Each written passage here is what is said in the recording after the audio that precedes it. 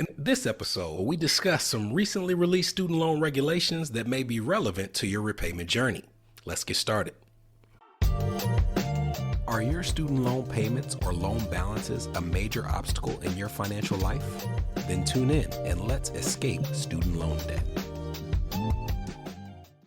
Hello and welcome to another week on the podcast. If you are a member of our Escape Student Loan Debt community or our New Money, New Problems community, you are listening to the same episode today. As we have shared in the past, Escape Student Loan Debt is a separate entity from New Money, New Problems, but we serve similar audiences in one regard, and that is when you are a young, high-income earner or a person of any age that has federal or private student loan debt, it impacts your wealth journey. So when we have some news in the student loan space that impacts both audiences, we share an episode like this across platforms. Now, if you're listening in our Escape Student Loan Debt community and you do not listen to the New Money, New Problems podcast, first, I would encourage you to do so. But if you don't, last week you missed an episode where I shared the details of how I misplaced, is how I'll put it, $33,709. And I told a story about the journey to recovering those funds. Not a fun story, but I can report that I received communication from the IRS that my refund is on its way. So I will keep you all up to date with that journey, and I'll let you know when I finally have our money back, because as I shared, I had to tell my wife when I logged on and saw what had happened. But this week, what I wanted to do is share some finalized regulations from the Department of Education that were released literally today. It actually changed the episode that I was planning to release on Friday morning. So I thought it would be helpful to go through those regulations in full and give you my perspective on what it means moving forward. So if you're looking on screen, and we're going to put a link to this press release in the show notes, you're looking at something that's titled Fact Sheet: Trump Administration Implements Student Loan Provisions of the Working Families Tax Cuts Act.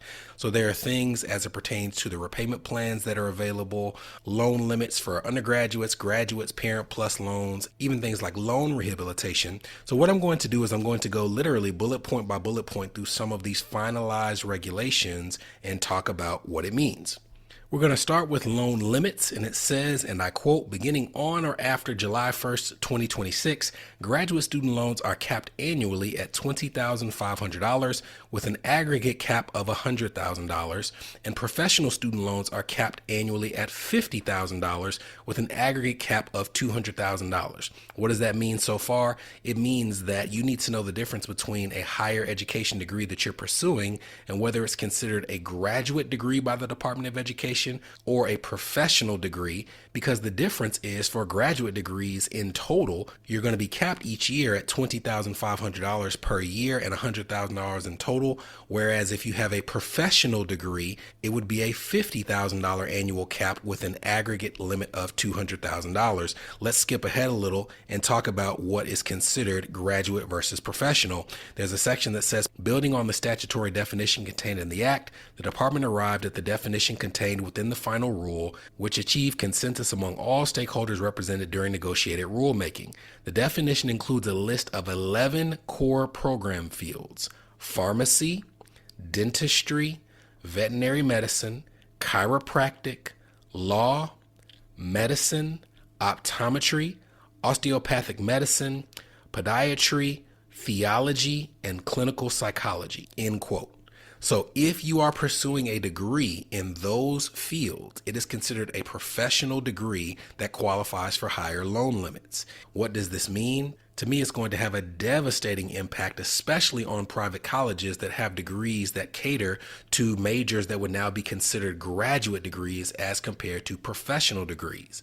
The concept of a cap in general will have a devastating impact on all of these fields, whether graduate or professional, because I can tell you definitively that in many of these fields, especially law and medicine, if you're going to a private institution, some of these caps are things that won't even get you through the first 2 years, much less a 4-year-long program, which could mean that many people might get into these programs and just decide not to go because they can't make up the difference financially, or even worse, they may lean on private student loans to make up the gap, which wouldn't be eligible for forgiveness, wouldn't be eligible for public service loan forgiveness, and have much less flexible repayment terms than when compared to federal student debt. Going back up to loan limits, it says for the first time, Parent Plus borrowers are also capped annually at $20,000 with an aggregate cap of $65,000 per dependent. Now, where does this come into play? For graduate degrees up to this point, now we're talking about loan caps, but for graduate degrees, there has been a long period of time when there was no cap on how much a student can borrow. For undergraduate degrees, however, there has been a cap for years as to how much a student can borrow. And if you went to a school where the expenses were just very, very high and you had capped out yourself in terms of what you could borrow as a student, you had the ability to go to your parents and have them take out Parent Plus loans on your behalf. As an example, you might go to a school like Vanderbilt where all-in costs are now exceeding $100,000 per year. Well, if you can't make up that difference on your own, you may have a Parent Plus loan that a parent takes out where you're the student, but they're the borrower for $50,000 for each of the years that you're in school. And now when you leave, you have a parent that has a couple $100,000 worth of student loans that they took out on behalf of their child. Now, I am not arguing that that's a good scenario. We talk to people all the time whose finances have just been torn apart by the journey of repaying a Parent Plus loan, but at the very least, it was an option, and you had the right to decide whether that was something you wanted to pursue or not. Now the Department of Education is saying you don't have that option. It's $20,000 per year per dependent and $65,000 in total per dependent. Now that is, for most schools, a decent amount of money, but it also leads to the possibility that there will be a child who gets into the college of their dreams for an undergraduate degree, but for reasons not just in terms of the amount of aid they receive, but even being able to make up the gap with a Parent Plus loan, they either decide not to go or have to turn to private student loans. So it's not like they're just doing away with this problem. It's more of a shifting the responsibility from the federal government to either the student who decides not to go or putting them in an even more precarious situation by forcing them to take out private student debts with less flexibility for repayment and no options for forgiveness. Next up, the lifetime limit. It says all borrowers who receive a loan made on or after July 1st, 2026 are subject to an aggregate lifetime loan limit of $257,500 with narrow exceptions discussed below. Now, it's important to note, as is the case with most of the things we're talking about in this episode, that if you're already in the middle of a degree and you have taken out a loan for that program, then you're what I would call grandfathered in. It's not something where you're going to have to be likely to worry about these limits. We're more so talking about the specter of people who have not yet started a degree and those moving forward. But that is the section on loan limits.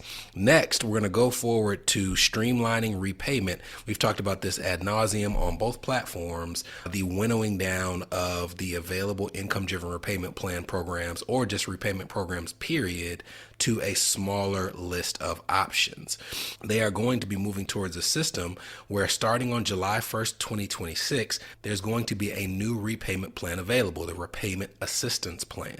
And importantly, if you are already a federal student loan borrower before July of 2026, you'll have access to this plan in addition to the ones that are currently on the menu, those being the income contingent repayment plan, the pay-as-you-earn plan, and the old and new versions of income-based repayment.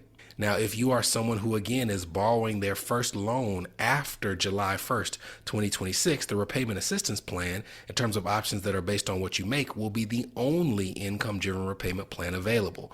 So for those who already have loans, this is an added option for those who are going to borrow after. So even if you currently have loans but borrow a new one after July 1st, 2026, Repayment Assistance Plan is going to be your only IDR plan available, which also means that if you're trying to pursue public service loan forgiveness because you work for a nonprofit or in government service, Repayment Assistance Plan is the only payment plan that you can use to pursue that option as well. Additionally, even if you're not using an income-driven repayment plan, they are launching a new tiered version of the standard repayment plan. The standard repayment plan is exactly how it sounds. It's a standard option where the amount that you pay is designed to pay off your loan in full over a given period of time. Now, based on the amount that you owe, they're going to give you, with this new option, anywhere from 10 to 25 years to pay off your debts. And I told you in the past episode where we talked about Repayment Assistance Plan, I'm not a big fan of these cliffs where a dollar here or there makes a tremendous difference. For example, let's say you're trying to pay off your loans in full, but you also are trying to not have the biggest payment possible. Well, literally what they're saying is if you owe $49,999, you have 15 years to repay it. If you owed even a dollar more, they'd give you 5 years longer, which may be better for your debt to income ratio, makes it easier to apply for things like a home loan or a car loan. And to me, I'm just not a big fan of $1 here or there making a difference. I mean, it's almost to the point where you might go borrow an extra dollar just to make sure you have 5 years longer to repay in that circumstance. But this is how the tiered standard plan will be structured. Now, there are some smaller elements of these regulations in terms of the number of people that they impact, but to those who are impacted, it's not very small at all, starting with loan rehabilitation. Loan rehabilitation is a process for people who have defaulted on their federal student loans, which means they are months and months behind. Won't go into the details, but it is, as I've shared in the past, one of the worst financial circumstances in which you can find yourself. In the past, there has been a process for people who have had defaulted loans called rehabilitation. And when you have rehabilitation and you have a 9-month period where you make on-time voluntary payments, they'll essentially restore some of your privileges when it comes to federal student loans that are restricted when your loans are defaulted. They also remove the defaulted status from your credit report, which can be the difference in some cases for things like getting a home loan or not getting a home loan. And it says, and I quote, "The final rule will allow a borrower to rehabilitate a defaulted loan twice over the loan's lifetime. Previously, borrowers were only able to rehabilitate a defaulted loan once. By rehabilitating a loan through 9 on-time voluntary payments, borrowers can restore their loans to good standing and regain access to the federal student loan programs. Importantly, this limit applies to each loan a borrower holds rather than the borrower." I stop there because that's an important distinction. Previously, Brenton Harrison, was limited to going through the rehabilitation process one time, no matter if it was for 1 loan or 20 loans. What they're saying is, say for example, you have 10 different student loans, you can now go through rehabilitation twice for each of those 10 loans. Conceptually, that would mean you could go through rehabilitation 20 times, although if that were the case, I'd be saying, what in the world is going on with your federal student loan payments? Going back to the sheet, it says, additionally, the department has made important changes to the process for borrowers who successfully complete rehabilitation. At the time a borrower signs their rehabilitation agreement, they will have the opportunity to opt in to enroll in an income-driven repayment plan effective once their rehabilitation is completed. End quote. This means that instead of the previous process where you get through rehabilitation, your loans are taken out of default status, then you have to reapply for an income-driven repayment plan and start the process all over. They're saying at the start of rehabilitation, you can choose your income-driven repayment plan option for the end of the process, and when rehabilitation is completed, you will automatically roll into that plan. The last few things, knocking it out, and then I'll let you go, are deferments and forbearance. And this says that borrowers will still have access to a general forbearance of up to 9 months within a 24-month period. Now, this is a departure from previous standards. It used to be that you were able to take forbearance and deferment for 12 months consecutively, 36 months cumulatively, but they are saying that they are still preserving your ability to have general forbearance, although they are sunsetting your access to economic and unemployment deferments for any loans that are made on or after July 1st, 2027. Again, an important distinction. If you already have loans, you have the same privileges when it comes to deferment or forbearance that you had before. We're talking about with these rules, what will be set in place for newly created loans after July 1st, 2026. In most cases, in the case of deferment and forbearance, it's July 1st, 2027. Next up, it says institutionally determined loan limits. And it says beginning on July 1st, 2026, institutions may limit the total amount of loans a student or a parent borrowing on a dependent student's behalf may incur for a program of study, provided any such limit is applied consistently to all students enrolled in that program. Basically saying they can't discriminate by placing a lower loan limit on a certain student. It has to be applied across the board. I can tell you with almost certainty, I don't see there being many colleges out there that are going to limit how much their students can take out in loans. but they now have that option. And lastly, loan limits for part-time students. Beginning on July 1st, 2026, institutions will be required to apply a schedule of reductions formula to reduce the annual loan eligibility for students who enrolled less than half time. This means that they can't find a workaround for certain programs where they're saying, yeah, loan limits are reduced, but if we can find some way to have you listed part-time, maybe there's a way to kind of get more juice from the squeeze in terms of what you can borrow in your course load. This is saying that's not the case. If you have a student who is not enrolled for a certain period of time, they don't also get the benefit of borrowing up to those loan limits. So the overarching theme is if you have student loans already, I would be very hesitant to borrow any more because those future loans would restrict or even eliminate many of the options that you currently have at your disposal. If you are considering borrowing on behalf of your child, as I've shared in previous episodes, unless you have just sheer, utter financial confidence that you can pay the loan off in full with no forgiveness, I wouldn't do it because you won't have access to forgiveness. And I do think that this may change the structure of even how people pursue degrees. You might find people who are more inclined to do their generals at a place like a community college and then do the last couple of years at the school of their choice. Maybe more kids who take part-time hours so that they can work to cover the additional cost of tuition, or those who go for a year, go home for a year, go for a year, go home for a year. But I do think we're going into a new era of what the structure of college education looks like. And these finalized regulations, at least until we have a new administration that comes in and has the opportunity to change them, has definitely altered the lay of the land in a way that could be impactful. I'll see you next week.